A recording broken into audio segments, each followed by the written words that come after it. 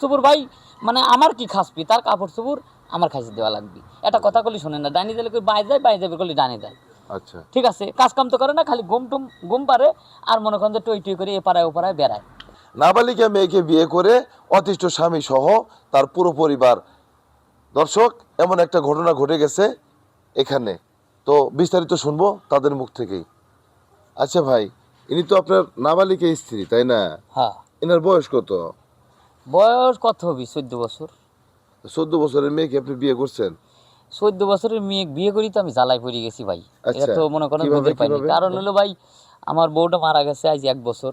আচ্ছা এখন মনে করেন যে এই সংসারটা তো দেখাশোনা করা লাগবে। এখন আমার মা তো বয়স্ক হয়ে গেছে, বাপও মনে করেন যে বয়স্ক আছে, এখন মা তো মনে করেন যে কাজ কাম করতে পারে না, অসুস্থ, খুবই অসুস্থ। ঠিক আছে, একবেলা রান্না করে আর একবেলা রান্না করি পার না। তা আমি তো ভাই রিক্সা চালাই, কথা বুঝছেন। আচ্ছা আচ্ছা সারাদিন পরিশ্রম করে আসলি পরিবারের সাথে একটু মানে সুন্দরভাবে জীবনযাপন করব, একটু ভালো মন্দ খাবো, জি তাইলে মনে করেন যে কাজ কাম করে পারবো। এই আচ্ছা জন্য চিন্তা ভাবনা করে বিয়ে শাদির সিদ্ধান্ত নিলাম। অনেক জায়গায় মেয়ে দেখছি, যে আমার এই বয়সে মনে করেন যে কোনো মেয়ে দিবে চায় না কোনো পরিবার থেকে, যে বয়স বেশি হয়ে গেছে, তারপরে তো অর্থ সম্পদ তেমন একটা নাই। তো এই পরিবারে আবার মনে করেন যে ওর দাদির কাছে থাকতো, আচ্ছা বাপ বাপও নাই মাও নাই, আচ্ছা এতিম। তে দেখে তার মনে করেন যে খুব মায়া লাগলো, তার দাদির সাথে কথাবার্তা কইলাম, কথাবার্তা করার পর তারা আমার সাথে বিয়ে দেওয়া রাজি হলো। আচ্ছা আচ্ছা হ্যাঁ, তে বিয়ে শাদি দিল, বিয়ে শাদি করে নিয়ে আসলাম। তো দাদি কইছিল যে আমার মেয়েটা নাতিনটা ছোট, আমার নাতিনি দেহে শুনে রাখবেন, কি দেহে শুনে রাখবেন যে তার মানে এত অত্যাচার সহ্য করা লাগবে এটা আমি জানি না।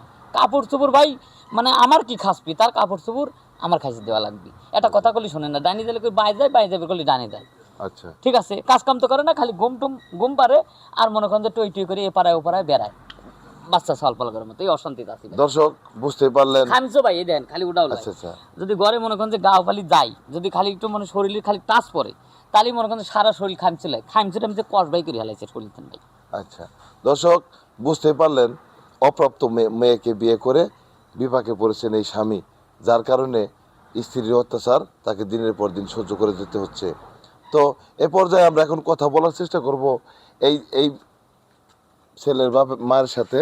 তো যাই হোক, আপনার ইনি তো আপনার পুত্রবধূ তাই না? ইনি আপনার ছেলে। এখন এই যে বাচ্চা মেয়েকে আপনার ছেলের সাথে বিয়ে করেছেন, কাজটা কি ঠিক করছেন? বাজান আমি তো ছেলে যে বিয়ে করে নেব আমি তো জানি, আমার খালি কইছে একটা মেয়ে আছে আমি দেখে আসি, পরে তোমারে নিয়ে যাবো। ওহন দি বউ বিয়ে করে নক করে নিয়ে এসি।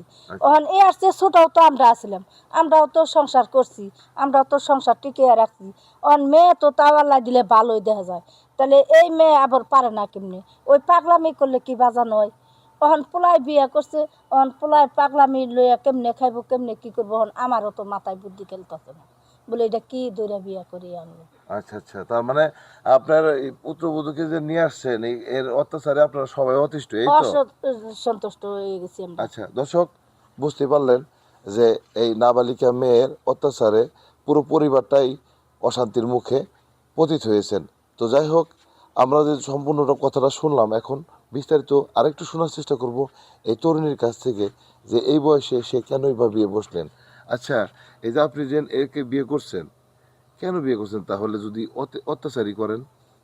আমি ওকে বিয়ে করি নাই তো, আমার দাদু কইছে ওর বাড়িতে বেড়াই আস, থাকবি ওর সাথে খাবি, এই সেই কইলো সেই। আমি বিয়া কি বুঝি না তো। ও, তার মানে আপনি বিয়েই বুঝেন না, আপনাকে বিয়ে করে নিয়ে আসছে, এই তো? না না, ও আমাকে বউ বলে ডাকে। বউ বলে ডাকে? আচ্ছা আচ্ছা। তো দর্শক, আরেকটু কথা বলার চেষ্টা করব, এখানে গ্রাম প্রতিনিধি আছেন ইনার সাথে। আচ্ছা ভাই, এই যে দেখতেই পাচ্ছেন ইনার বয়স আর ওনার বয়সের যে একটা অসম একটা ব্যাপার আছে, এই বিষয়ে আপনি কি বলবেন?